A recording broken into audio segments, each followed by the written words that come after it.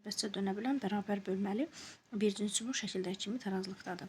Deməli, ipdəki gəlmə qüvvəsi 50 Newton olduğuna görə çubuğun ağırlığı neçə Newtondur? Baxın. Gəlmə qüvvəsini yəni proyeksiya ayıraq. Bax, bura 37-dirsə, burada 37-dir. Onda bura olacaq TX, digəri olacaq TY.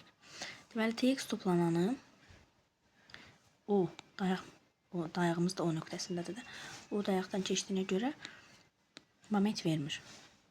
Ona görə onu nəzərə almırıq. Biz ancaq TY-nə işləyəcəyik. Gəl baxaq. TY nəyə bərabərdir? T sinus 37 dərəcəyə. T 50-dir. Sinus 37-də də alır 0,6. Cavab olur 30 Newton. İndi baxaq. Birinci çubuqdur. Tam mərkəzdən aşağıda bir dənə P çubuğun ağırlığı var. Gəlin indi o dayaq nöqtəsinə görə momentlər təyin yazaq. P çubuq 1, 2 dayaq məsafədədir və nə etməyə çalışır? Dayağı sadə əqrəb istiqamətdə. T isə sadə əqrəbin əks istiqaməti fırlatmağa çalışır. TY vurulsun 4-ə. Deməli, 2P çubuq bərabərdir. 30 vurulsun 4. Onda P çubuğu buradan tapırıq ki, 120 bölünsün 2-dən olur 60 Newton. Cavab olur B. Sərbəstcə dönə bilən ağırlığı önəmsiz bərabər bölməli çubuq şəkildəki kimi tarazlıqdadır. Tək gəlmə qüvvəsinin deməli qiyməti məndən soruşur. Gəl baxaq. Gəl birinci tək gəlmə qüvvəsinin proyeksiya ayıraq. Baxın, cavab bitişik TX-dir, digəri TY-dir. TX neyinir? O'dan dayaq nöqtəsindən keçdiyinə görə bizə moment vermiş. Onu silirik. Biz ancaq işləyəcəyik TY-nə. Gəl baxaq. TY nə etməyə çalışır? Sadə əqrəbin əks istiqaməti fırlatmağa çalışır. 60 neyinir? Sadə əqrəb istiqamətdə fırlatmağa çalışır və ağırlığı önəmsizdir. Yəni çubuğun ağırlığı nəzərə alınmış. Gəlin momentlər təyin yazaq.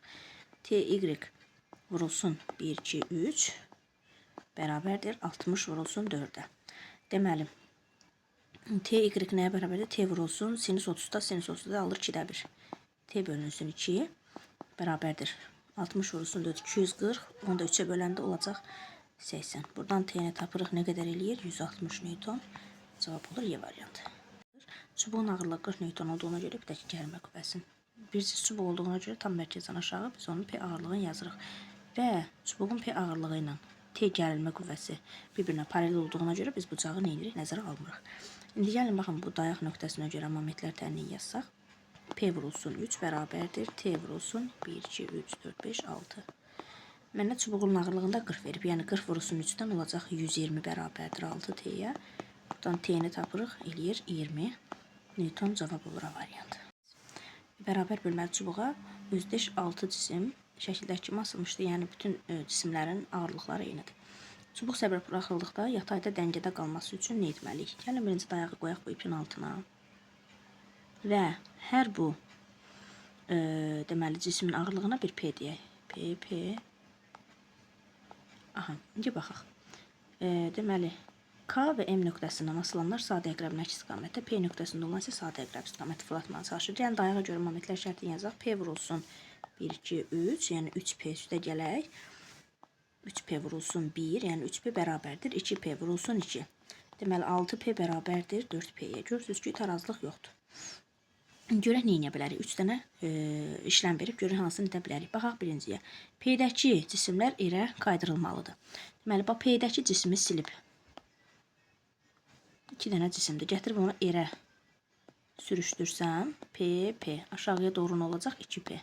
Onda momentlər şərtini yazanda nə olacaq? Birinci şərti yoxlayırıq. Deməli, digər tərəfdə demişdik ki, baxın, çubuğun sol tərəfində 6P idi. 6P bərabər olur. 2P vurulsun 1, 2, 3. 2P vurulsun 3. Buradan görürük ki, 6P ilə 6P-yə bərabər olur. Bəli, birinci işləmi etsək, çubuq tarazlıqda qalacaq. Yəni, hər iki tərəfin momenti eyni olacaq. İndi görək, başqa nə deyir bizə? İndi deyir ki, P-yə özdə cisimlərdən bir dənə daha asa bilərik. Gəlin, bura bir dənə də cisim asaq. P. Bildik ki, çubuğun sol tərəfi eləyir 6P. Bərabər olur 3P vurulsun 2. Yəni, buradan da görürük ki, 6P 6P-yə bərabər olur. Bəli, ikinci işləmi də etsəm, mən çubuğum nə olacaq? Tarazlıqda qalacaq. İndi gəl üçün yoxlayaq. K-dakı cisim elə asılmalıdır. Baxaq, K-dakı bu cisimi silirəm. Gətirirəm elə. Gəlin, bunu da yoxlayaq. Bu şərti də 3 şərtini də yoxlayaq. Yazaq. Deməli, P vurulsun 2, yəni 2P üstə gələk. 3P vurulsun 1, 3P bərabərdir 2P vurulsun 2, yəni 4P. Bu tərəf 5P eləyir, bu tərəf 4P eləyir. Yəni tarazlıq olmayacaq. Ona görə 3-ü etsək, deməli çubuq tarazlıqda qalmayacaq. Cavab 1 və 2-dir D variantı. Bölməli kail çubuğu şəkil 1-dəki kimi asılanda iplərdəki gəlmə qüvvələrinin qiyməti 3T və T olur. Ona görə eyni çubuq şəkil 2-dəki kimi asılanda iplərdəki gəlmə qüvvələrinin nisbəti. Deməli mənə bir cins çubuq demiş. Ona görə də deməli nə etməliyəm? Deməli mən ağırlığı elə nöqtədən seçməliyəm ki, deməli 3T-nin də T-nin də həmin nöqtəyə görə momenti eyni olsun. Baxın, bax, ağırlığım burada olsa, bax bu P ağırlıq burada olsa, yəni mən bu dayağı gətirib bura qoysam, gəl momentə baxaq. 3T vurulsun 1 bərabər olur T vurulsun 3. Yəni 3T. Yəni həqiqətən də mənim dayağım, bax, daha doğrusu ağırlığım bax buradadır. Bax bu nöqtədədir.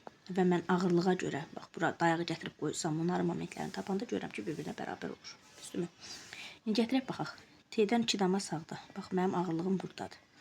İndi gətirim, neyim? Mənə deyir ki, şəkil 2-dəki kimi aslanda deməli, gəlmələr necə olacaq? Mən gətirdim, bura dayağımı qoydum, ağırlığım oldu 0, dayağı gətirdim, qoydum. Həmin o nöqtəyə görə gəlin T1, T2-ni tapaq. Deməli, T1 vurulsun 2 bərabər olur, T2 vurulsun 1, 2, 3, 4. Buradan T1-i T2-yə bölüm, 4 bölünsün 2-dən tapıram ki, 2 cavab olur C variantı.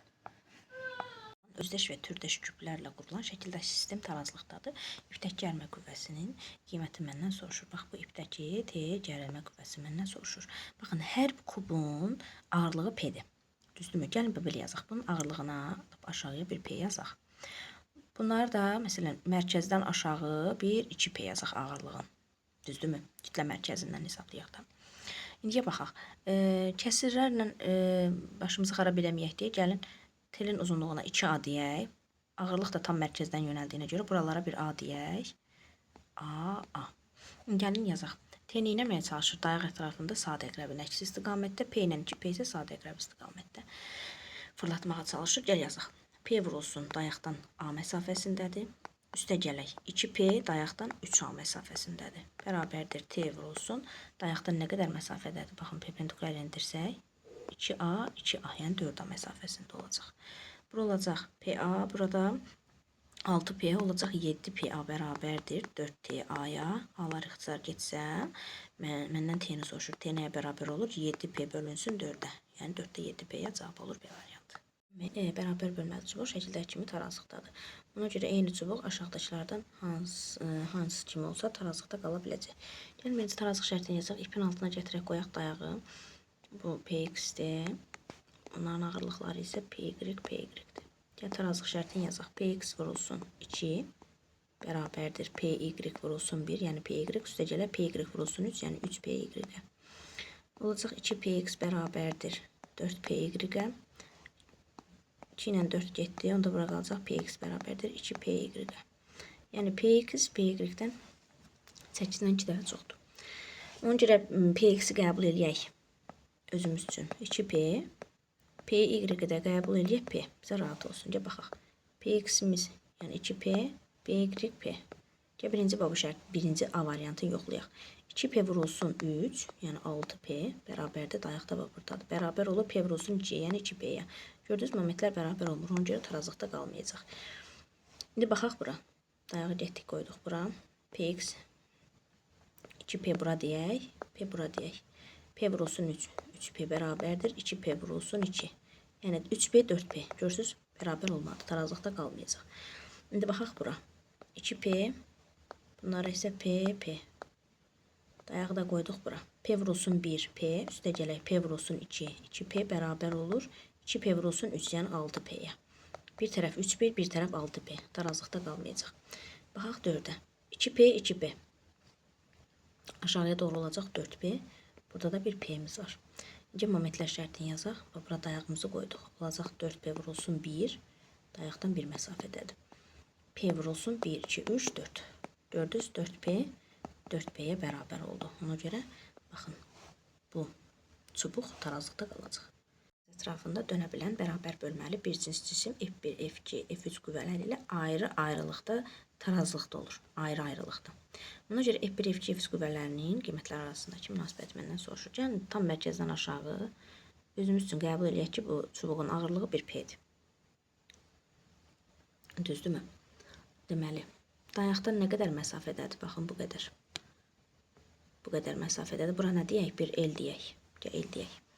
Yazaq, P vurulsun L bərabərdir. 1 vurulsun. F1-in dayaqdan məsafəsi nə qədərdir? 3 damadır. İndi digərləri üçün yazaq. Çünki burada deyir ki, qüvvələr ayrı-ayrılıqda. Neyinir? Tarazlaşdırır. İndi gəl baxaq. P vurulsun L bərabərdir. F2 vurulsun. Dayaqdan nə qədər məsafədədir? Bunu da silək. Dayaqdan nə qədər məsafədədir? 1. Gəl baxaq F3-ə.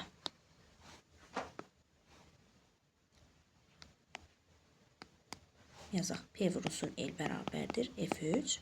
Dayaqdan nə qədər məsafədədir? 2. Tamam, məsafədədir. Gəlin hər biri üçün F-lərin qiymətini tapaq. F1 nəyə bərabərdir? P vurulsun L bölünsün 3-ə. F2 bərabərdir. P vurulsun L bölünsün 1-ə, yəni PL. F3-də nəyə bərabərdir? PL bölünsün 2-yə.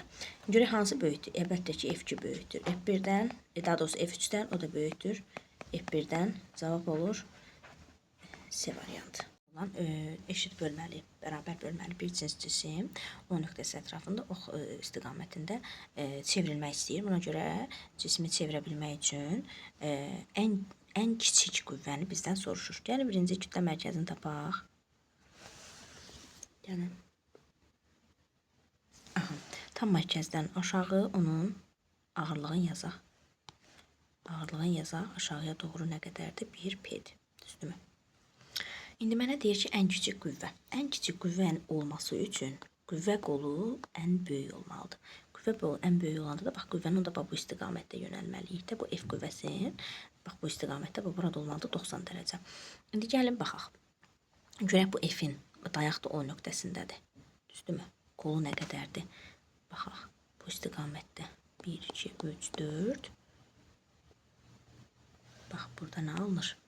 Görsünüz. Üç-bucaqlı alınır. Pifaqorla gəl tapaq. Onda yazaq 4-ün kvadratı, üstə gəlir 3-ün kvadratı.